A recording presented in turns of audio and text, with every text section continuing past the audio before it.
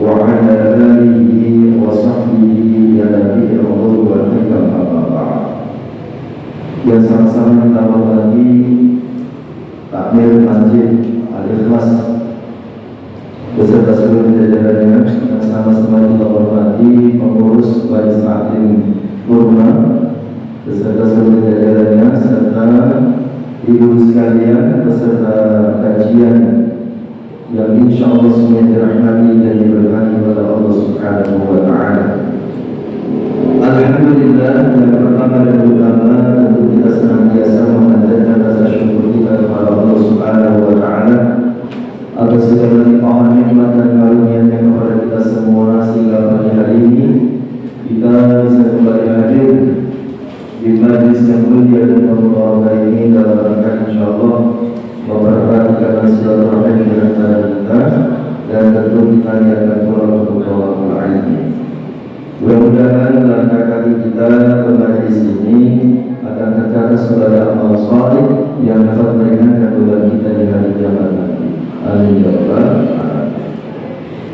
Selanjutnya salawat serta salam tidak akan pernah lupa kita sanjungkan kepada uswah dan qudwah kita, panutan dan anutan kita, baginda Rasul Muhammad sallallahu alaihi wasallam beserta keluarganya, para sahabatnya, para penutupannya, dan kita semua sebagai umatnya. Mudah-mudahan kita semua termasuk umat beliau dan akan mendapatkan syafaat dari beliau di zaman nanti. Amin ya rabbal alamin. Ibu yang dirahmati Allah, awalnya ini sudah awal akhir tahun, sudah mulai banyak yang liburan. Majlis taklim saya di Partai itu kemarin Selasa itu menyampaikan ini terakhir untuk tahun ini. Jadi kemarin terakhir libur sampai akhir tahun, baru dimulai lagi Januari tahun depan. Baik, kita pagi hari ini kembali melanjutkan kajian fikih ibadah. Pada pertemuan yang lalu kita sudah membahas tentang rukun-rukunnya sholat. Rukunnya sholat artinya sesuatu yang wajib dikerjakan.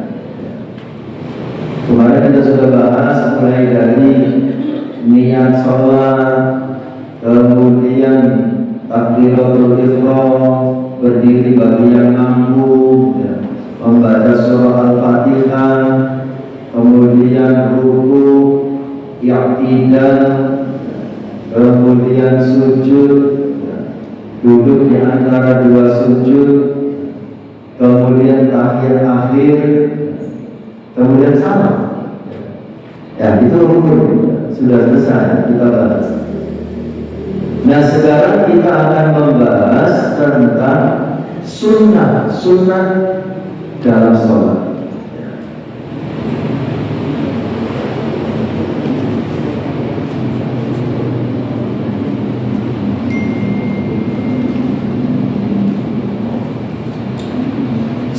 Sunnah dalam sholat itu mulai dari pertama, sunnah dalam sholat yang pertama adalah mengangkat kedua tangan. Ya. Mengangkat kedua tangan pada saat kita takbir. Ya. Baik itu dalam takbiratul ihram dan juga ada di dalam takbir intiqal. Ya, nanti kita bahas. Mengangkat kedua tangan pada saat kita disunahkan mengangkat kedua tangan, ada 4 tempat mengangkat kedua tangan itu disunahkan. Selain tempat ini tidak disunahkan. Yang pertama saat takbiratul ihram, takbir pembuka sholat, dinamakan takbiratul ihram karena dengan takbir itu menjadi haram kita melakukan sesuatu yang tidak ada hubungan dengan sholat. Jadi pada saat takbiratul ihram kita disunahkan mengangkat dua tangan. Kemudian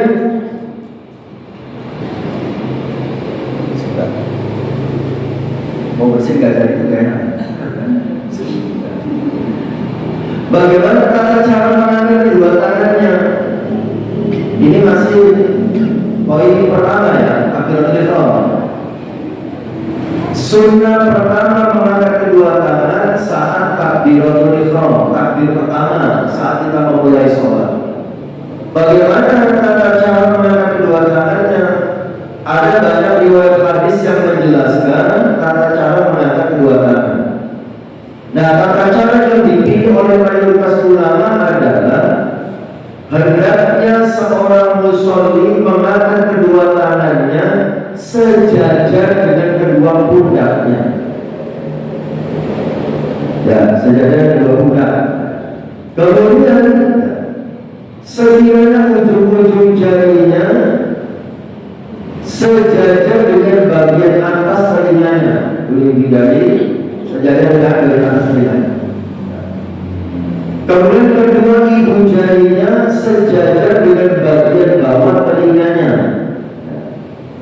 dan kedua telapak tangannya sejajar dengan kedua pundaknya.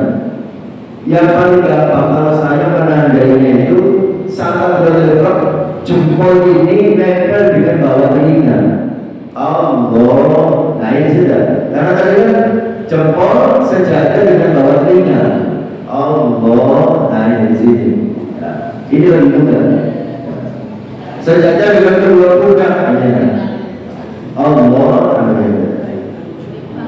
nah, posisi persis seperti ini hukumnya sunnah. Ya, artinya kalau ada yang tidak persis seperti ini, ya tetap sah. Ya, kalaupun yang karena yang cuma Allah ada di sini ya tetap sah. Gitu ya. Bahkan ada yang seperti mohon maaf ya, seperti sedang apa namanya mengeluarkan tenaga dalam. Allah, karena ada yang begini gitu ya. Allah, ada yang begini. Akbar. Ya, jadi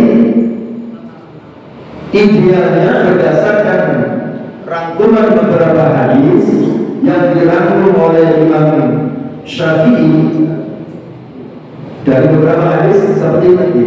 Allah, nah ini yang paling gampang ini jempol di sini. Kalau jadinya pakai mukena ya diperkirakanlah seperti ini. Tangan terbuka menghadap ke kiblat, jangan menggenggam. Ini sunnah. Artinya kalaupun tidak pas seperti itu tetap sah. Kalau itu cuma Allahu Akbar, cuma begini gitu, dia tetap sah. Cuma kalau bisa disesuaikan dengan sunnah sampai sini. Kemudian waktu mengangkat kedua tangannya itu saat kapan? Ada 3 pendapat, tapi pendapat yang ketiga dianggap lemah. Yang pertama, mengangkat kedua tangan bersamaan dengan mengucapkan takbiratul ihram. Allah, nah berarti bareng. Allahu Akbar. Itu yang pertama, bareng dengan ketika mengucapkan takbiratul ihram. Sebagaimana dijelaskan di sini, hendaknya seorang musholli mengangkat kedua tangannya berbarengan dengan takbiratul ihram. Yang kedua, atau lebih dahulu dari takbiratul ihram. Lebih dahulu, berarti angkat tangan dulu. Allah, tangannya diangkat dulu. Allah Akbar. Berbarengan, ya. Angkat tangan dulu, baru takbiratul ihram, baru mengucapkan Allahu Akbar. Hadisnya penjelasannya, Imam Nawawi meriwayatkan bahwa apabila Ibnu Umar hendak mengerjakan sholat, ia bertakbir sambil mengangkat kedua tangannya, berarti berbarengan. Kemudian Ibnu Umar menjelaskan bahwa Rasulullah SAW melakukan hal yang sama ketika hendak memulai sholat. Imam Nafi juga meriwayatkan bahwa Nabi mengangkat kedua tangannya ketika beliau bertakbir sampai sejajar dengan kedua pundaknya atau mendekati kedua pundaknya. Itu dalil yang menjelaskan mengangkat kedua tangan berbarengan dengan mengucapkan takbiratul ihram. Allahu Akbar. Nah, dari yang kedua yang mengatakan bahwa Nabi ngangkat tangan dulu, setelah itu mengucapkan Allahu Akbar. Ada pun riwayat yang menjelaskan bahwa mengangkat kedua tangan boleh didahulukan dari takbiratul ihram. Ada riwayat dari Ibnu Umar. Ibnu Umar berkata, apabila Nabi SAW berdiri hendak memulai sholat, beliau mengangkat kedua tangannya sampai sejajar dengan kedua pundaknya, kemudian beliau bertakbir. Itu riwayatnya, dalilnya. Ya, ngangkat tangan dulu, baru takbir. Nah, yang dianggap lemah pendapatnya adalah yang ketiga, takbir dulu, baru ngangkat tangan. Gak enak? Allahu Akbar. Nah, ini riwayatnya lemah. Yang ketiga, tapi ada yang berpendapat seperti itu. Diriwayatkan oleh Malik bin Huwairith, disebutkan bahwa Nabi bertakbir kemudian mengangkat kedua tangannya.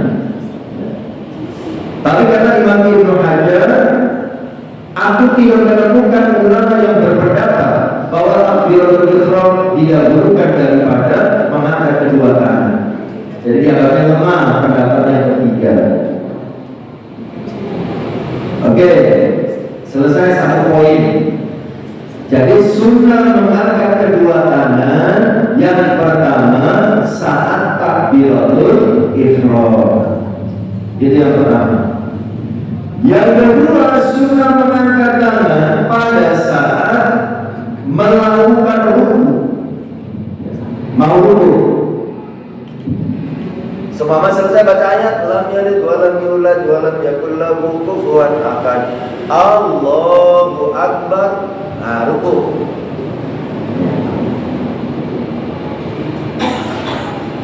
Kemudian yang ketiga, sunnah mengangkat kedua tangan pada saat bangkit dari ruku. Ya, habis ruku membaca Sami Allahu liman hamidah. Ya, bangkit dari ruku.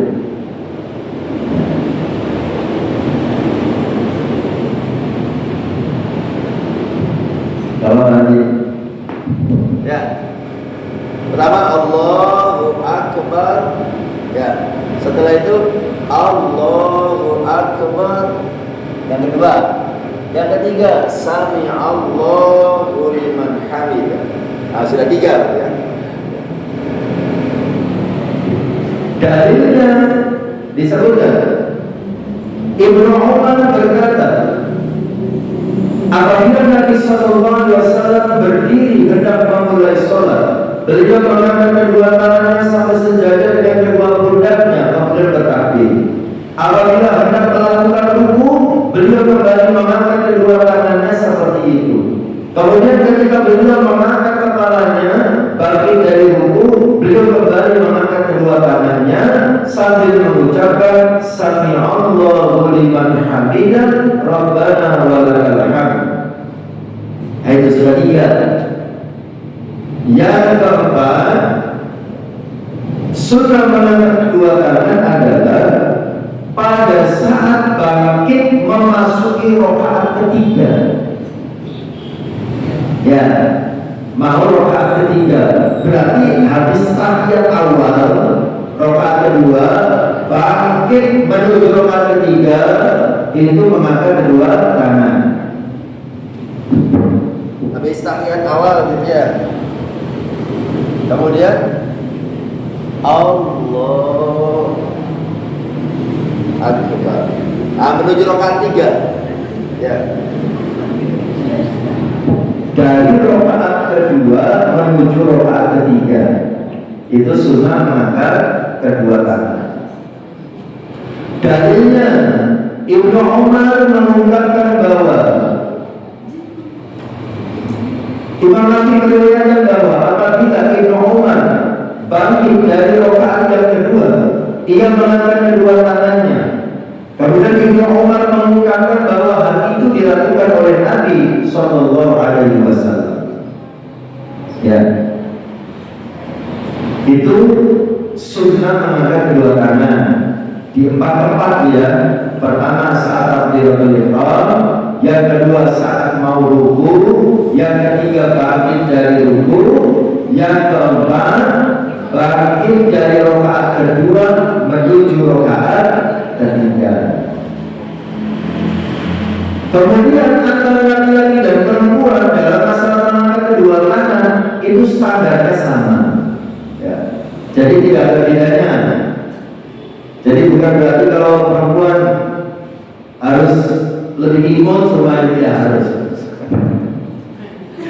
Sumpah malah gitu ya. Tidak begitu, sama saja ya. Ngangkat kedua tangannya sama saja.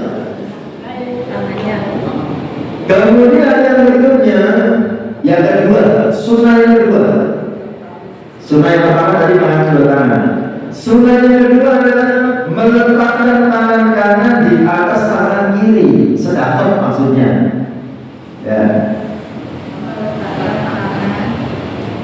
Meletakkan tangan kanan di atas tangan kiri. Disunahkan meletakkan tangan yang kanan di atas tangan yang kiri ketika mengerjakan sholat. Ada kurang lebih 20 hadis yang menjelaskan hal ini. Salah satunya Sa'ad bin Sa'ad berkata, kaum muslimin diperintahkan oleh Nabi agar meletakkan tangan kanan di atas tangan kirinya di dalam sholat. Imam Abu Hazim berkata, Sahal bin Sa'ad menjelaskan bahwa yang memerintahkan mereka adalah Rasulullah SAW. Kemudian sahabat Jabir berkata, Rasulullah pernah lewat di hadapan seseorang yang sedang mengerjakan sholat. Orang itu meletakkan tangan kirinya di atas tangan kanannya. Berarti begini, tangan kiri di atas. Lalu Rasulullah SAW mengubah posisi tangan orang itu. Beliau meletakkan tangan kanannya di atas tangan kirinya. Nah, sekarang yang menjadi masalah di mana kita meletakkan kedua tangan kita saat sedekap. Ya. Ternyata ada beberapa pendapat. Pendapat yang pertama menurut mazhab Hanafi adalah meletakkan kedua tangan di bawah pusar. Mazhab Hanafi. Ini pusar, Allahu Akbar. Nah, seperti orang bersantai gitu ya. Ini pusar, ini bawah. Ini mazhab Hanafi. Kemudian berikutnya, menurut penganut mazhab Syafi'i, meletakkannya di bawah dada. Ini dada, bawahnya. Berarti di tengah-tengah, Allahu Akbar. Ini pusar ya. Ini dada, bawah dada. Kemudian kalau dari Imam Ahmad Al-Hambali ada dua pendapat. Yang pertama sama dengan mazhab Hanafi, yang kedua sama dengan mazhab Syafi'i. Ya. Nah, ada pendapat yang ketiga. Nah, ada beberapa riwayat yang menjelaskan bahwa Rasulullah meletakkan kedua tangannya di atas dadanya. Allahu Akbar. Mungkin jenengan pernah melihat ada yang begini tak?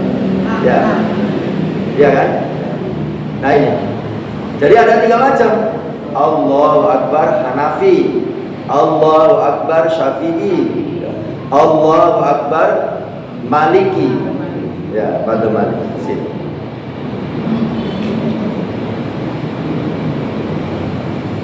Dan kemudian lagi tangan kanan di atas tangan kiri. Ada yang di pergelangan, Allah Akbar, dari pergelangan. Ada yang di sini, Allah Akbar.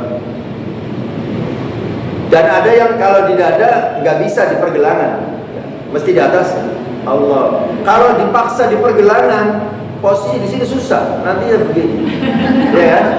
Jadi kalau mau di sini jangan di pergelangan, ya begini aja, Allahu Akbar. Nah, perbedaan ini bukan wajib, tapi masuk dalam wilayah sunnah. Jadi jangan heran, ya. Ini masalah sunnah. Mau yang mana yang digunakan dipersilakan. Bahkan kalau dengan sholat di Arab gitu ya, di Mekah Madinah, kadang-kadang kita melihatnya ada orang yang tidak sedekah, ya kan? Ada yang tidak sedekah, karena sedekah itu sunnah. Jadi Allahu Akbar, ya udah begini aja tangan. Ya, tidak sedekah. Baik, selanjutnya yang ketiga. Yang pertama mengangkat kedua tangan, yang kedua meletakkan tangan kanan di atas tangan kiri, yang ketiga sunnah dalam sholat adalah membaca doa iftitah atau dikenal juga dengan tawajjuh. Abu Hurairah radhiyallahu anhu berkata, apabila Rasulullah SAW telah mengucapkan takbiratul ihram di dalam sholatnya, beliau berdiam sebentar sebelum membaca surah Al-Fatihah. Nah, kemudian di luar sholat, Abu Hurairah bertanya, wahai Rasulullah, engkau berdiam sebentar setelah mengucapkan takbiratul ihram sebelum membaca surah Al-Fatihah. Pada saat itu, apa yang engkau baca? Rasulullah menjawab, aku mengucapkan, nah ini doa kita itu redaksinya sangat banyak. Di dalam kitab ini disebutkan ada 7 redaksi doa kita, ada 7. Tapi yang terkenal yang banyak dibaca di kita di Indonesia ada 2. Dan dua-duanya saya lihat di sini ada hadisnya. Artinya dua-duanya boleh kita baca mau yang mana saja. Tapi antiknya di Indonesia perbedaan doa iftitah yang dipilih itu dijadikan sebagai identitas organisasi. Ya, anaknya sekolah di SDIT semuanya ya. Terus kita lihat anak kita masuk, nah kalau diajar iftitahnya yang mana? Allahumma baik. Oh, ternyata seorang itu Muhammadiyah loh. Anak belajar sekolah, kamu belajar kita apa? Wajah ONU. Padahal ini nggak ada urusannya dengan organisasi. Dua-duanya ada dalilnya, ada hadisnya. Ya. Tetapi ya hak masing-masing untuk berusaha mencari dalil yang paling kuat menurut pemahamannya. Jadi memang pilihan-pilihan itu ya, berdasarkan istihad masing-masing. Menurut kelompok ini istihadnya yang dalilnya paling kuat yang ini, yang rajih. Makanya kan ada majelis tarjih gitu ya. Artinya dari berbagai dalil yang berbeda itu dicari yang paling kuat menurut pendapatnya. Itu namanya istihad. Dan dalam fikih tidak bisa mutlak-mutlakan dalam fikih itu. Ini benar, ini salah. Di dalam fikih tidak ada gitu. Semuanya mengandung kebenaran dan semuanya mengandung kemungkinan salah. Namanya istihad. Dan dalam istihad itu ya, tidak ada yang berdosa. Kalau istihadnya benar sesuai yang dikehendaki oleh Allah, sesuai yang dikehendaki oleh Rasulullah, maka ulama yang beristihad dapat 2 pahala. Kalau istihadnya salah, tidak sesuai dengan yang dikehendaki oleh Allah, tidak sesuai dengan yang dikehendaki Rasulullah, istihadnya dapat 1 pahala. Itu dalam fikih. Ya. Jadi tidak bisa, tidak ada mutlak-mutlakan ini benar ini salah, tidak ada. Makanya kata Imam Abu Hanifah, a'lamun nas a'lamuhum fi ikhtilafin nas. Manusia yang paling alim, arif, bijaksana adalah manusia yang mengetahui berbagai pendapat tentang sebuah masalah. Ada satu masalah, dia tahu banyak pendapat. Ini nanti yang akan membuat orang menjadi toleran menyikapi perbedaan. Kalau orang cuma tahu satu pendapat, biasanya gampang mengklaim punya dia yang benar dan memvonis yang berbeda dengannya dianggap salah. Ya, makanya perlu kita mengetahui berbagai macam pendapat tentang sebuah masalah. Kemudian silakan yang paling diyakini yang mana itu yang kita ambil. Tapi kalau ada orang yang berbeda dengan kita, kita tidak boleh menyalahkan. Tapi tidak harus mengikuti, begitu ya. Ada orang berbeda caranya dengan kita tidak harus mengikutinya, tapi jangan menyalahkannya. Karena pendapat dalam fikih itu banyak. Ya. Selama perbedaan itu ada dalilnya, kita hormati. Tapi kalau yang aneh banget gitu ya, yang kita belum pernah tahu dan sangat aneh caranya, yang kita perlu bertanya. Ya. Itu dari mana? Oh, modelnya begitu. Nah, minta penjelasan, tidak apa-apa. Tapi kalau bisa minta penjelasannya bahwa orang yang pintar bukan orang yang mempraktekannya, bisa jadi dia cuma ikut-ikutan kan begitu. Ya, tanyakan kepada yang nanti. Baik, kembali lagi. Sunnah berikutnya adalah membaca doa iftitah. Ada juga doa iftitah dari sahabat Umar, sangat pendek. Ya. Subhanallahumma wa bihamdihi wa tabaraka ismuhu wa ta'ala jadduhu wa la ilaha illa ghairuh. Ada juga doa iftitah itu Allahumma firli wahdini warzuqni wa'afini. Seperti doa dulu di antara dua sujud. Jadi banyak reaksinya. Tapi yang terkenal dua itu ya, Allahumma ba'id baini dengan wajah lati dan seterusnya. Sunnah berikutnya dalam sholat membaca isti'adzah. Isti'adzah itu adalah a'udzu billahi minasyaitonir rajim yang dibaca sebelum surah Al-Fatihah. Ya, isti'adzah namanya. Atau juga dikenal nama lainnya ta'awudz. Ta'awudz atau isti'adzah sebelum membaca surah Al-Fatihah.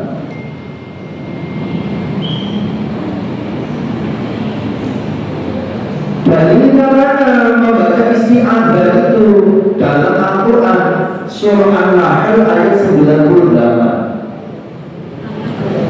An-Nahl ayat 98.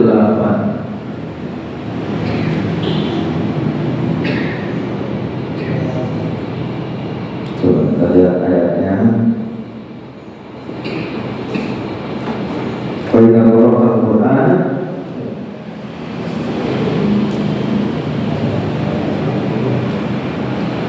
An-Nahl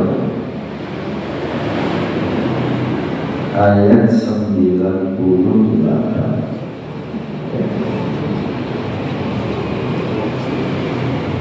Fa'idza qara'ta al-Qur'ana fasta'idz billahi minasyaitonir rajim.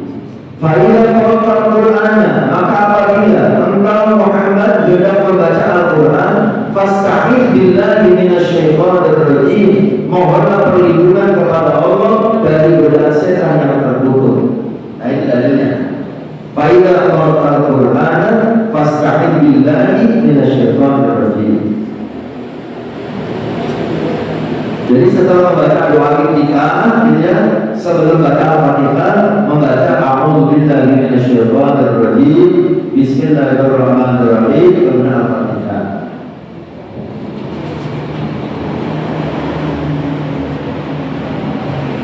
Lalu bagi seorang imam pada saat sholat jahat, sholat maghrib, isya dan subuh, ya, maka membaca isti'adzahnya itu dibaca pelan.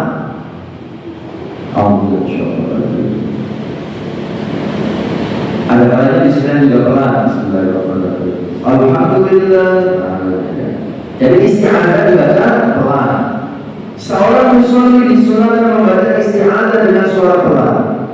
Imam Ibnu Qudamah berkata, seorang musolli hendaknya membaca isti'adzah dengan suara pelan, tidak membacanya dengan suara lantang. Kemudian membaca isti'adzah ini ada perbedaan pendapat. Ada pendapat yang mengatakan isti'adzah hanya dibaca di rakaat pertama.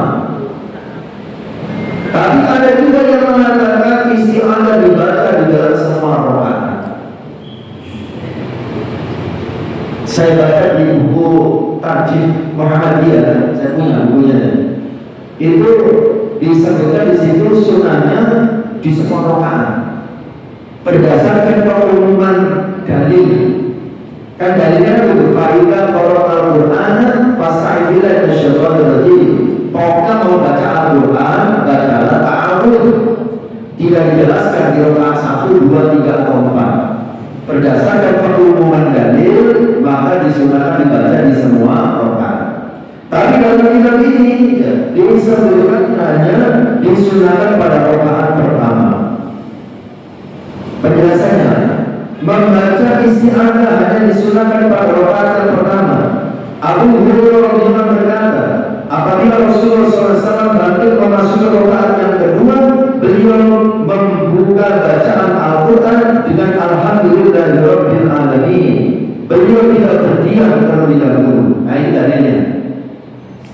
Menurut Abu Hurairah, Rasulullah bangkit dari rakaat pertama menuju rakaat kedua langsung membaca Alhamdulillahirabbil alamin.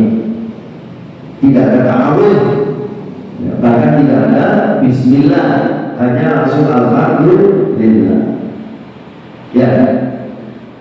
Jadi jangan kaget ya, kalau ada perbedaan pendapat karena masing-masing beristihad ya. Masing-masing ada dalilnya. Dalam buku Tarjih Muhammadiyah beristihad karena menggunakan surah tadi. Surah An-Nahl ya. Itu kan dalilnya umum. Kemudian kalau kitab ini menggunakan dalil khusus. Abu Hurairah bercerita Rasulullah pada saat rakaat kedua tidak membaca A'udzubillahi minasyaitonir rajim. Sunnah berikutnya dalam sholat adalah mengucapkan amin setelah Al-Fatihah. Ada banyak hadis yang menjelaskan tentang itu. Salah satunya dari sahabat Abu Hurairah. Karena Rasulullah sallallahu alaihi wasallam idza qala ghairil maghdubi 'alaihim waladdallin. Apabila Rasulullah SAW membaca ghairil maghdubi 'alaihim waladdallin, qala, beliau membaca amin hatta yasma'a man yalihi min as-safi al-awwal, sampai bacaan amin Rasulullah didengar oleh orang-orang di barisan terdepan. Ini dalilnya sunnahnya membaca amin setelah Al-Fatihah. Dan pada saat membaca amin, kalau kita sholat jamaah, diusahakan berbarengan dengan aminnya imam, disunahkan. Makanya imam sebaiknya juga membaca aminnya banter supaya makmum bisa membarengi membersama. Karena membarengi bacaan aminnya imam itu ada keutamaannya. Dalilnya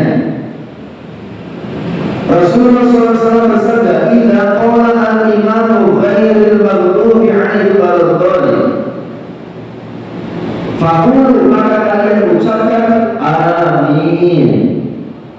Fa inna man wafaqa qawluhu qawlan malaika ghufira lahu ma taqaddama min dhanbi."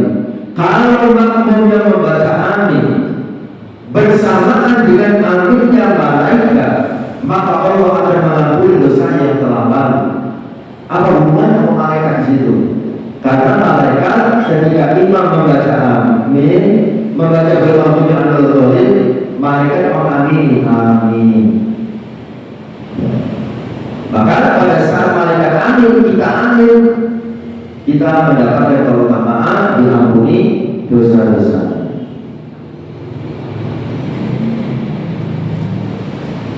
Oke. Sunnah berikutnya membaca suatu surat setelah membaca surah Al-Fatihah.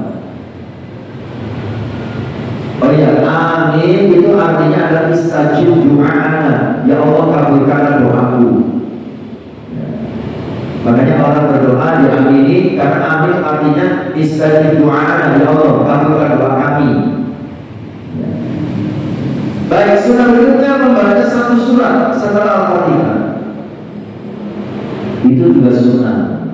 Ya. Jadi kita tidak salah sendirian, baca Al-Fatihahnya saja juga tetap sah sholatnya. Tidak dibaca surat setelah Al-Fatihah di rakaat pertama dan rakaat kedua.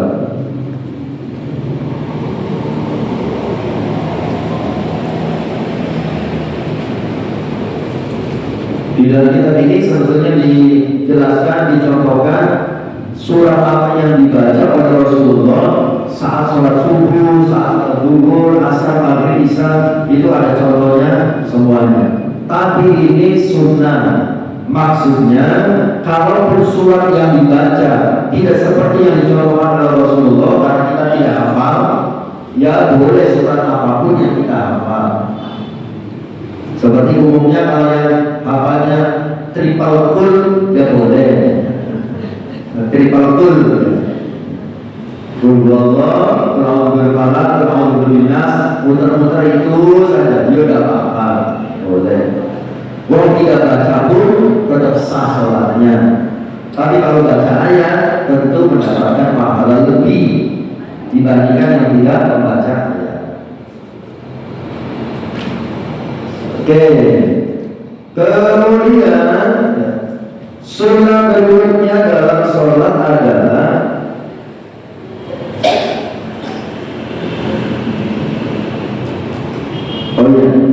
ada sedikit masalah begini.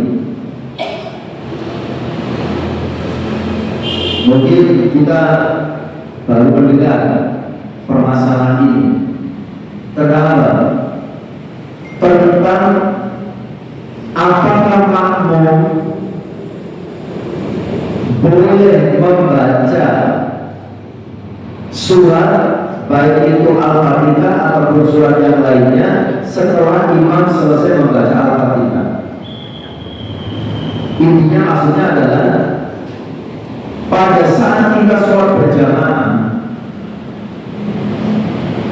maghrib, isya dan subuh jahat, ketika imam selesai Al-Fatihah, makmum boleh atau perlu baca Al-Fatihah atau tidak. Itu ternyata ada dua pendapat. Ada yang mengatakan pada saat sholat jahat makmum tidak perlu baca Al-Fatihah, bahkan tidak boleh baca Al-Fatihah. Pendapat kedua tetap harus baca Al-Fatihah. Apa dalil yang melandasi dua pendapat yang berbeda ini? Begini,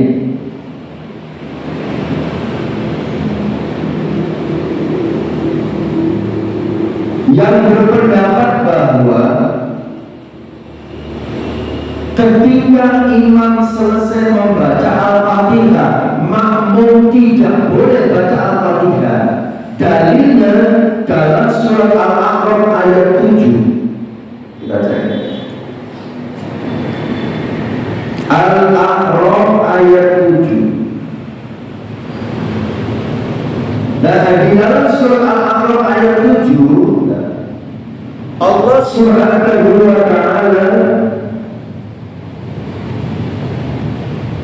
Al-A'raf surat 7 ayatnya 204.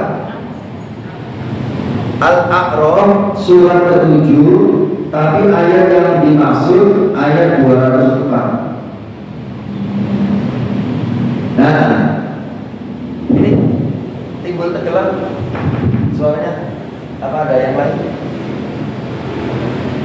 Di dalam Al-A'raf ayat 204 disebutkan, wa idza quri'al Qur'anu, apabila Al-Qur'an dibacakan, fastami'u lahu,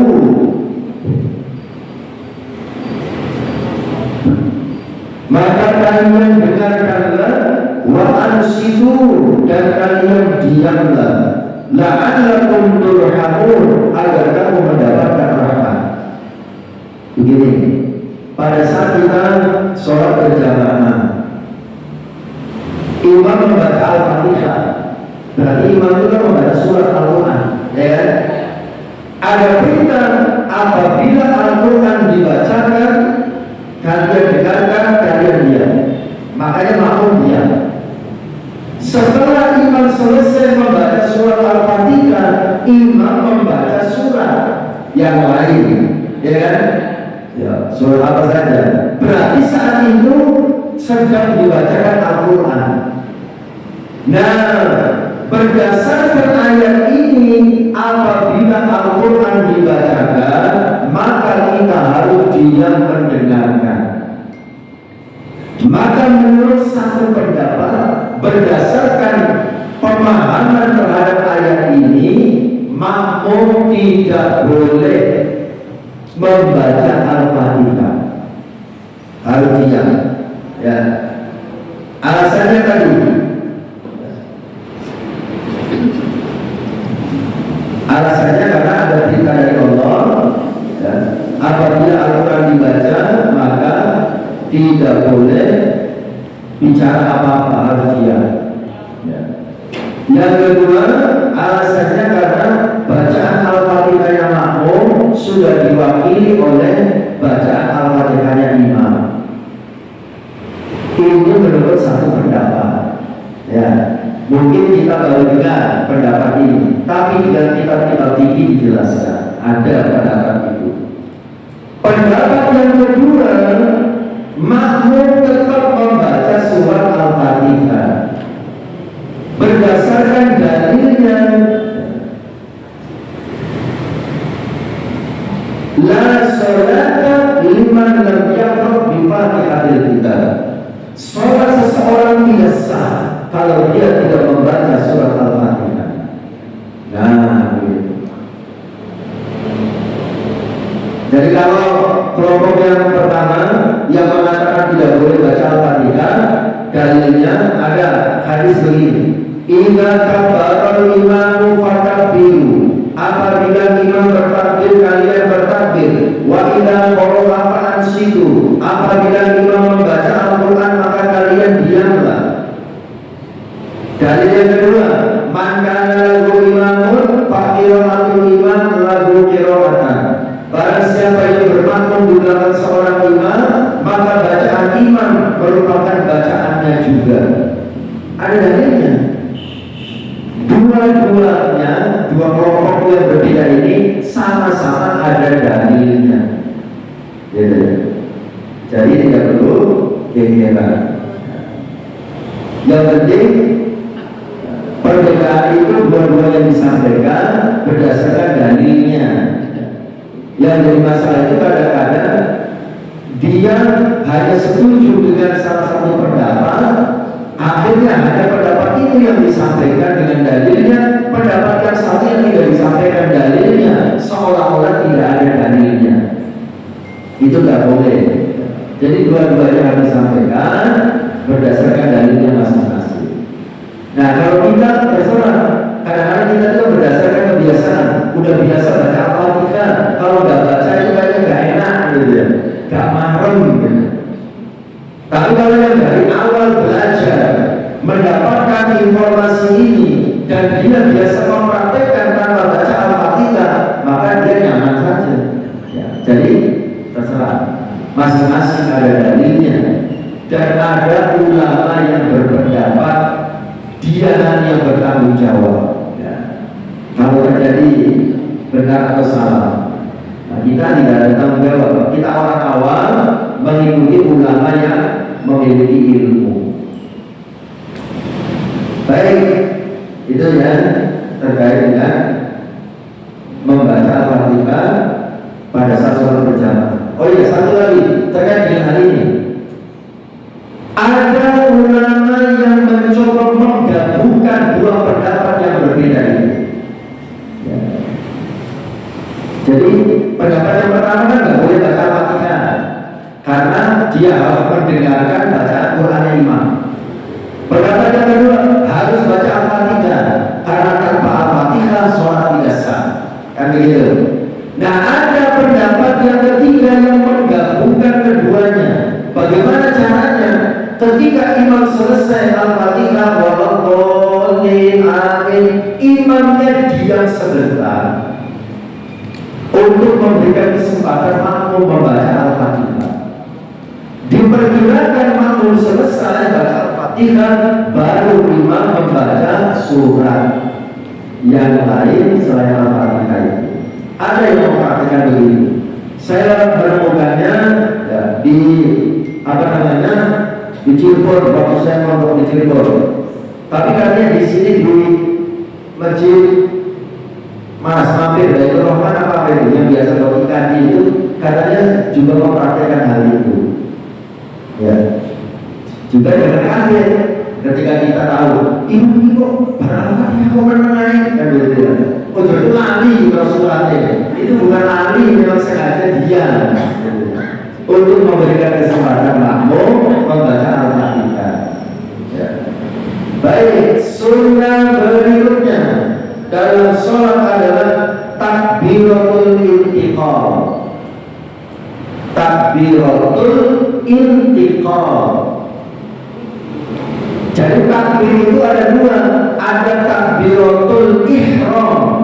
Itu cuma satu kali di awal. Takbir membuka sholat, memulai sholat. Ada takbiratul intiqal. Intiqal itu artinya berpindah. Takbir perpindahan dari satu rukun ke rukun lainnya. Kita setelah berdiri mau rukun, Allahu Akbar. Mau sujud, Allahu Akbar. Itu namanya takbiratul intiqal. Takbir perpindahan dari satu rukun ke rukun yang lain. Kalau takbiratul ihram, takbir untuk memulai sholat. Kalau takbiratul intiqal, takbir perpindahan dari satu rukun ke rukun berikutnya.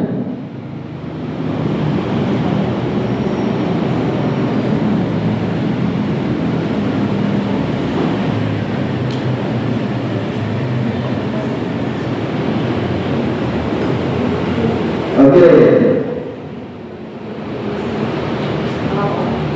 Kemudian berikutnya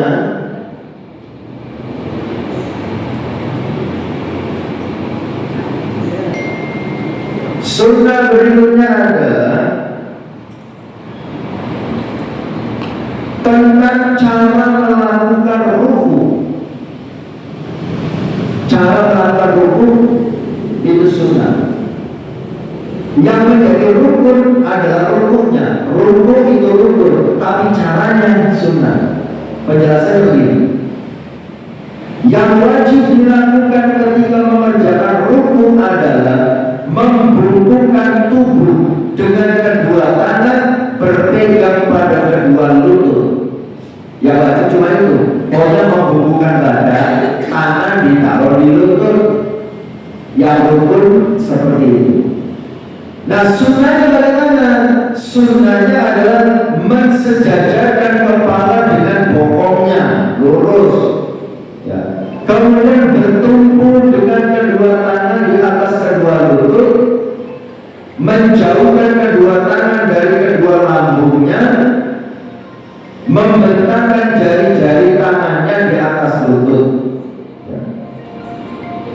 Serta meluruskan punggungnya. Nah, itu sunnahnya. Jadi kalau ada orang ruku Allah Akbar, ya sah seperti ini, tapi tidak sesuai sunnah. Sesuai sunnahnya harus lurus, ya, antara depan belakang lurus. Dan seandainya kata sahabat Ali, seandainya seandainya ada orang ruku dikasih papan, di atas papan dikasih segelas air, kira-kira tidak jatuh. Nah, itu saking lurusnya. Tangan diukur ya, sambil ini dibuka ya, ini diukur. Kadang-kadang ada orang ruku itu apa bahasa Jawa ya, sambil ngongkek pinggang ya. Allah. Ada begini sampai ke bawah gitu. Ya. Itu sah tapi menyalahi keutamaan. Ada yang sampai keselnya kemudian sampai kemudian sambil sholat Allah sampai ke bawah ya, itu menyalahi keutamaan tapi tidak sampai membatalkan. Oke, kemudian sunnah berikutnya membaca zikir ketika ruku. Maksud baca doa saat ruku itu sunnah. Berarti artinya kalau ketika cuma ruku tidak hafal doa apa-apa, ya sudah itu ruku dia. Ya, itu sah. Jadi membaca doanya itu adalah sunnah. Seorang muslim disunahkan membaca zikir dalam rukunya dengan lafaz Subhana Rabbiyal Azim. Nah, ini yang paling pendek. Ada juga yang panjang. Allahumma laka raka'tu wa bika amantu wa alaka aslamtu dan seterusnya. Ada yang panjang. Ada yang membaca kata Siti Aisyah, Rasulullah pada saat ruku dan sujud mengucapkan Subhanallah quddus rabbul malaikati war ruh. Nah, kita belum pernah dengar dan belum pernah baca, tapi ada dalilnya begitu. Ya. Kemudian sunnah berikutnya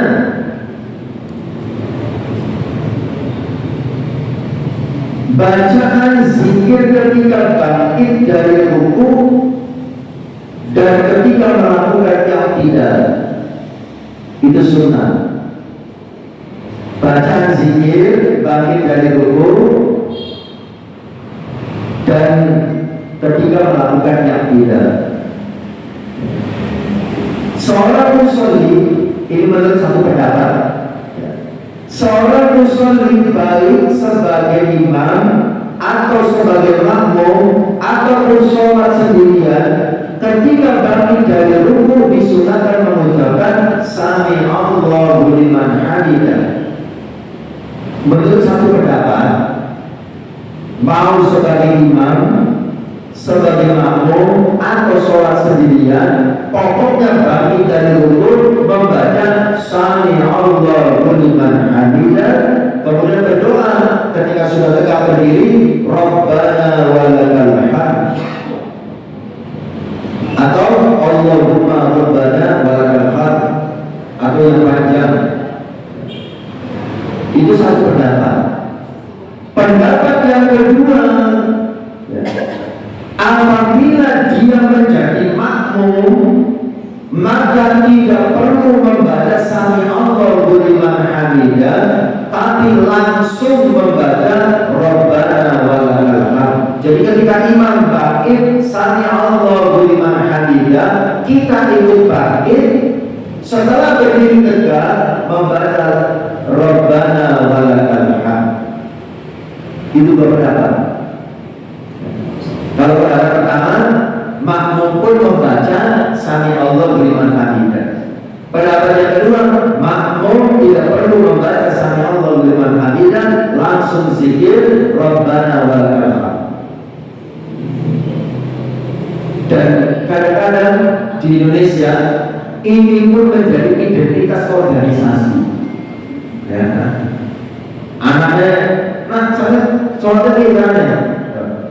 Kalau jadi makmum ya, dia tetap baca Sami Allahu liman hamidah, oh bagian itu. Ya, kalau bangkit tanpa Sami Allahu liman hamidah langsung Rabbana walakal hamd, berarti Muhammadiyah. Ya. Di Indonesia kan begitu.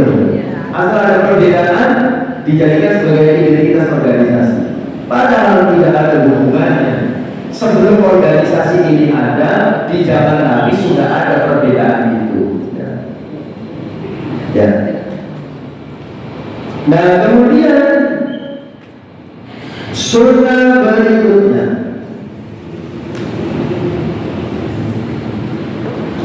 tentang cara bersujud dan bangun dari sujud.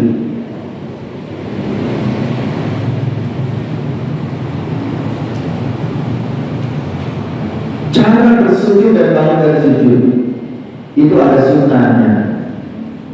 Nah, ada dua pendapat, masing-masing ada dalilnya. Ada yang berpendapat ketika menyungkur untuk sujud, menurut mayoritas ulama, jumhur ulama, orang yang sholat disunahkan meletakkan kedua lututnya sebelum kedua tangannya. Ya. Ini pendapat pertama. Allah. Nah, lutut dulu, baru tangan. Ini pendapat yang pertama. Pendapat yang kedua, tangan dulu, baru lutut. Allah. Nah, gitu. Yang tidak ada contohnya itu kepala dulu. Nah, itu jangan sampai kepala dulu. Ya. Jadi bisa lutut dulu, kemudian tangan. Bisa tangan dulu, kemudian lutut.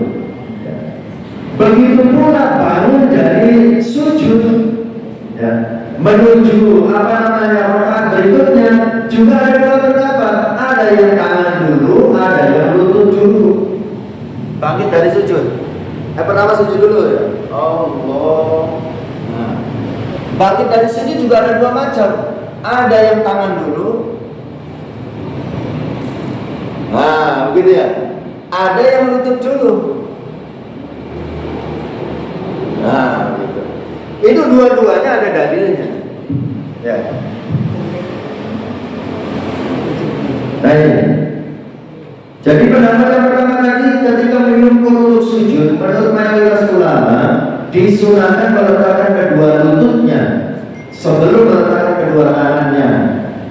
Pendapat ini disampaikan oleh Ibnu Munzir dari Umar, An-Nakhai, Muslim bin Yasar, Sufyan Ats-Tsauri, Imam Ahmad, dan para ulama yang lain. Abu Qayyim juga menyampaikan pendapat itu dari mayoritas fuqaha. Ibnu Qayyim berkata, Rasul meletakkan kedua lututnya terlebih dahulu sebelum meletakkan kedua tangannya. Kemudian beliau meletakkan kedua tangannya, lalu beliau meletakkan kening dan hidungnya dan seterusnya. Tapi Imam Malik dan Ibnu Hazm berpendapat bahwa bagi seorang muslim disunahkan meletakkan dua tangannya terlebih dahulu sebelum meletakkan kedua lututnya. Ya, itu ada beberapa.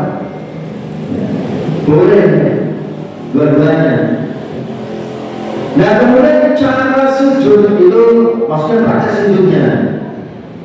Cara sujud itu pertama meletakkan hidung kening dan kedua tangannya di tempat sujud dengan menjauhkan kedua tangannya dari kedua lambungnya. Gini, sujud itu ada rukunnya. Ada 7 anggota yang harus kita tempelkan saat sujud. 2 telapak tangan, 2 lutut, 2 telapak kaki dan dahi. Termasuk bagian dari dahi disunahkan nempel adalah hidung. Ya. 2 telapak tangan. Kemudian kaki itu harus jinjit begini. Ya. Kecuali bagi yang sangat.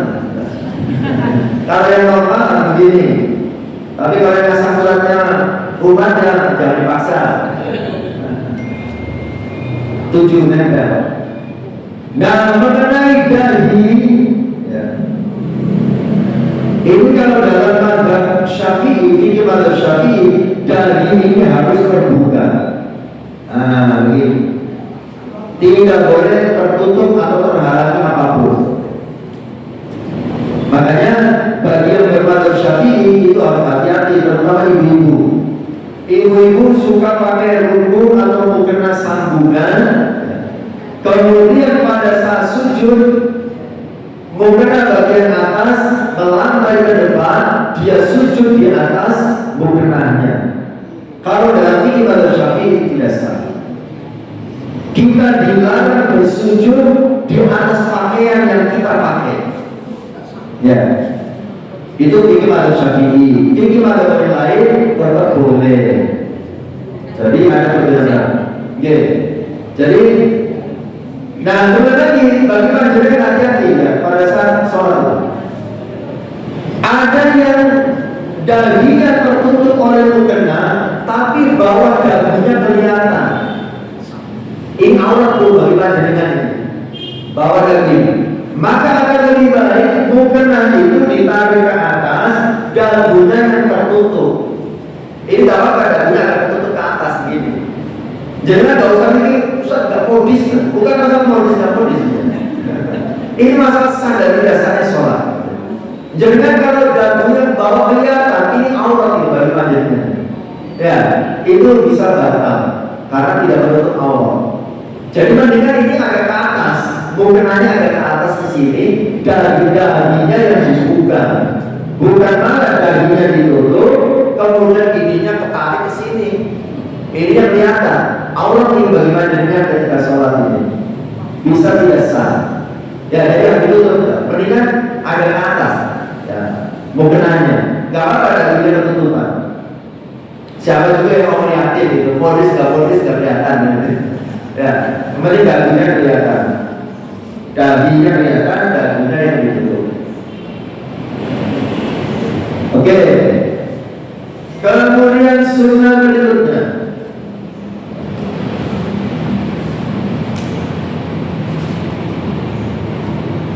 Sunnah berikutnya adalah cara duduk di antara dua sujud.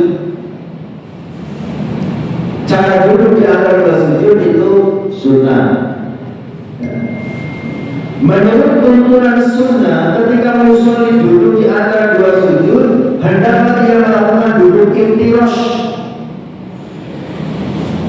Jadi duduk dalam sholat itu ada tiga: duduk iftirash, duduk tawarruk, duduk tawaddu'.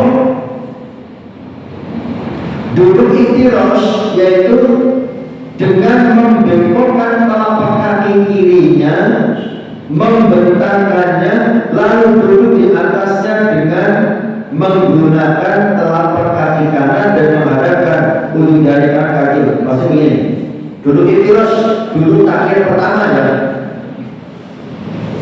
Dan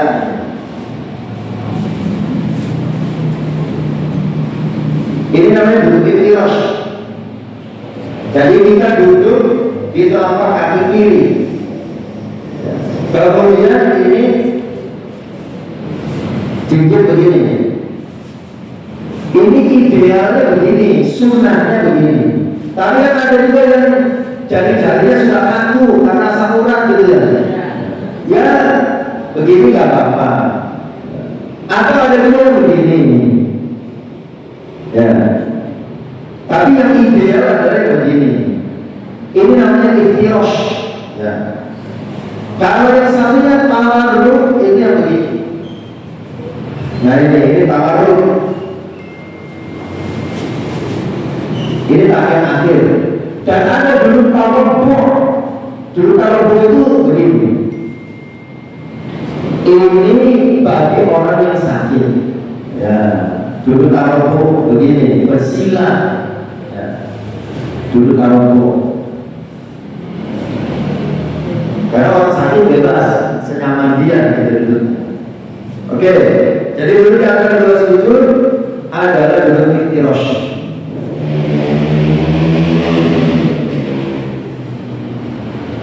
Kemudian sunnah berikutnya adalah duduk istirahat. Pernah dengar duduk istirahat? Yang dimaksud dengan duduk istirahat adalah duduk sebentar yang dilakukan oleh musolli setelah melakukan sujud yang kedua pada rakaat pertama, sebelum bangkit memasuki rakaat kedua, juga melakukan sujud kedua pada rakaat ketiga. Jadi duduk istirahat itu dari rakaat 1 menuju rakaat 2, kemudian dari rakaat 3 menuju rakaat 4. Ya, habis sujud yang kedua gitu ya, mau bangkit Allah, nah duduk dulu, baru oke. Karena ada orang yang habis sujud langsung, nah kan gitu ya. Nah itu kehilangan satu sunnah. Ya. Sunnahnya habis sujud duduk dulu, baru setelah itu berdiri. Itu namanya duduk istirahat. Dari rakaat 1 menuju rakaat 2 dan dari rakaat 3 menuju rakaat 4. Itu namanya duduk istirahat.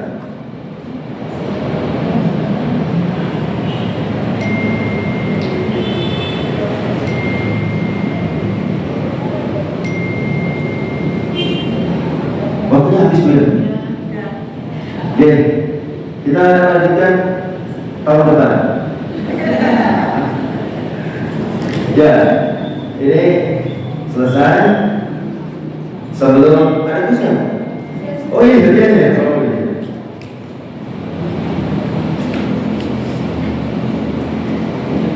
Ada pertanyaan? Sebelum saya bertanya untuk membagikan hadiah ini, ada hadiah belum? Ya, kalau di dalam kitab ini sama, tidak ada bedanya. Ya. Sekarang kadang-kadang ada di masyarakat itu perempuan posisi berbeda, perbedaannya adalah tangannya masuk dalam. Ah, berbeda. Di dalam kitab ini tidak ada penjelasan itu. Ya. Tapi kalau dia melakukannya tidak membatalkan, ya. Tidak membatalkan, cuma menyalahi keutamaan. Karena sunnahnya kan menjauhkan tangan dari lambung, kan begitu ya. Itu malah memasukkan tangan ke lambungnya. Ya, baik. Ada satu hadiah buat jenengan. Kalau bisa jangan lihat catatan ya, karena kan nggak apa-apa ini. Angkat tangan dulu ya. Sebutkan 4 tempat sunnah mengangkat kedua tangan. Ya, betul. Pertama,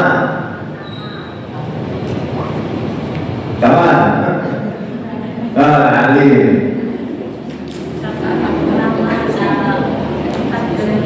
Saat berdepan, 2. Saat dulu, 3. Bangun dari itu, 3. Kapan? Oke, ya.